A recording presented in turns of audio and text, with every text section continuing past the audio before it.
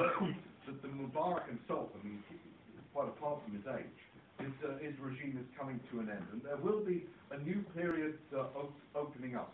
Exactly how democratic or how long such a new period will last, they're open questions which depend on how class relations develop, on how the crisis in society develops. But in that new situation, as I've indicated before, the task before we, there'll be need, obviously, to rebuild the workers' movement, but the task before that workers' movement will be very stark. Because one thing which is very clear is in the crisis situation, shall we say, not really Marxist, but use the term, a democratic Egypt will not last for any length of time. There's not the basis for it in a society which is so much in crisis.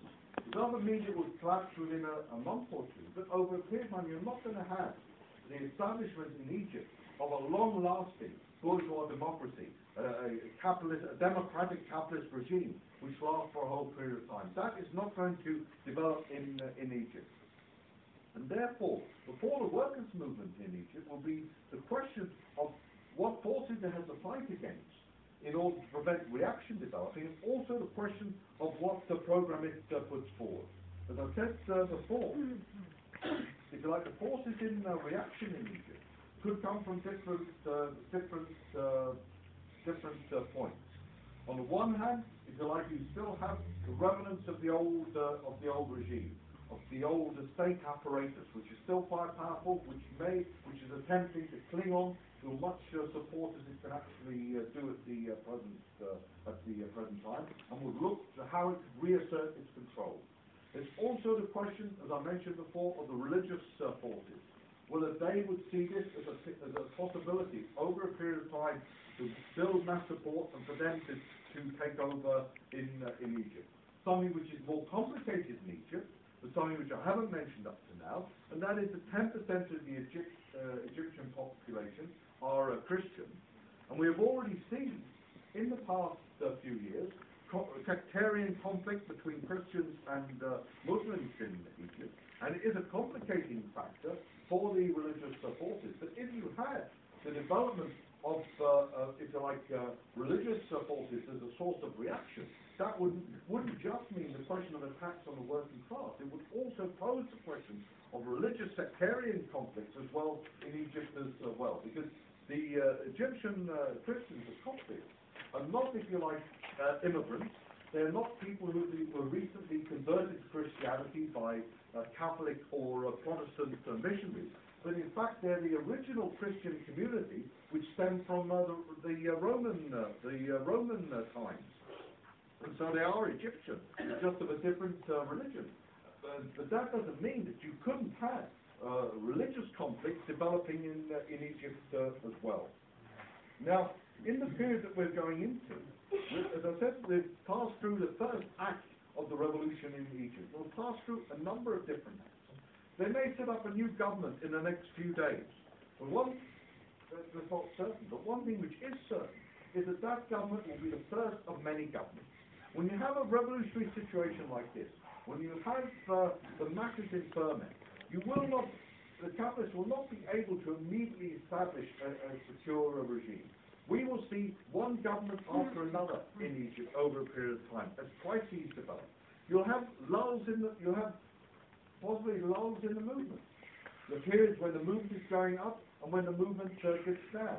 You'll have, especially what you find in revolutions, the question of after what appears to be a victory, it then dawns on sections of the working class and youth that what they thought was a victory wasn't a real victory, or that some of the gains which they thought they won are being taken away, and that in turn can provoke a new movement. So we're going into a period in Egypt of extreme instability and struggle, not necessarily in a straight line. As I said, there will be periods of lull, but in the longer term, we're seeing the instability of revolution, if you like, the interplay between the forces of revolution and counter-revolution.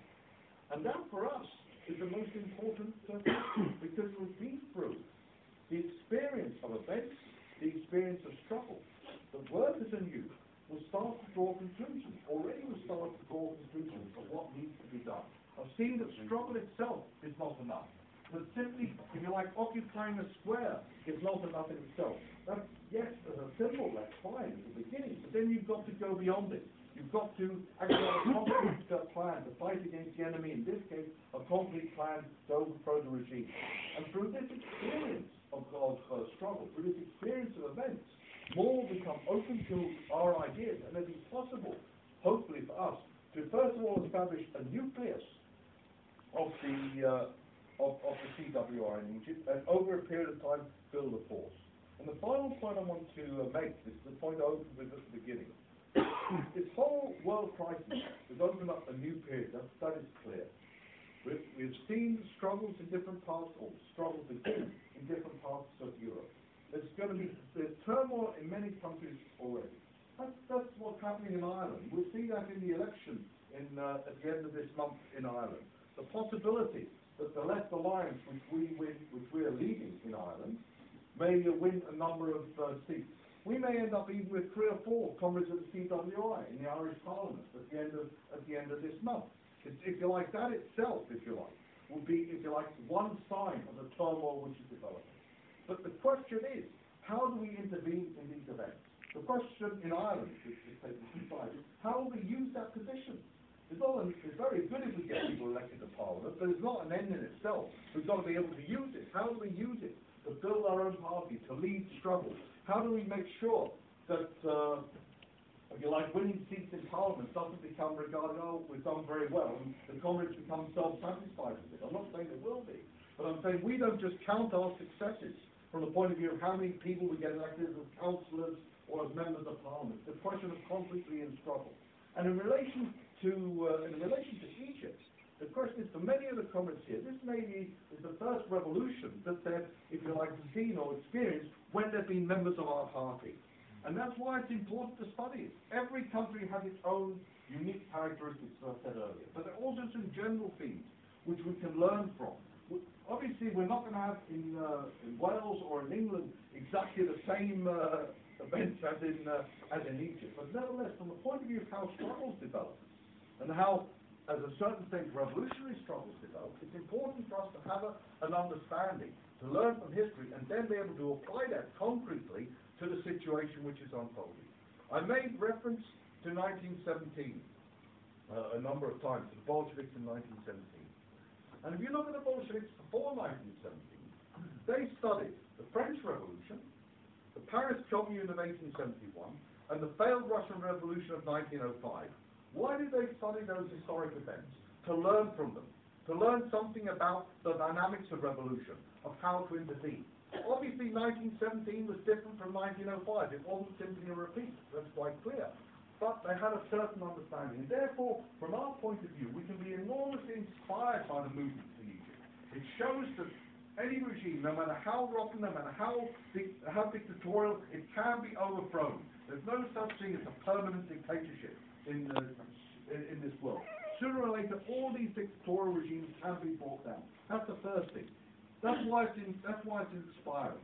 But also, we mustn't, to use Lenin's phrase, get drunk with the revolution, get drunk with the initial success, and just think it's all wonderful. We have to see realistically what stage the movement is at, and what is needed, if you like, to complete that victory, which means overthrowing capitalism and imperialism. So in this sense, we really buoyed up by what has happened in Egypt. It shows the strength, but also we have to learn from it to help apply the lessons wherever we are actually struggling, from the point of view of not just winning immediate successes, but changing society.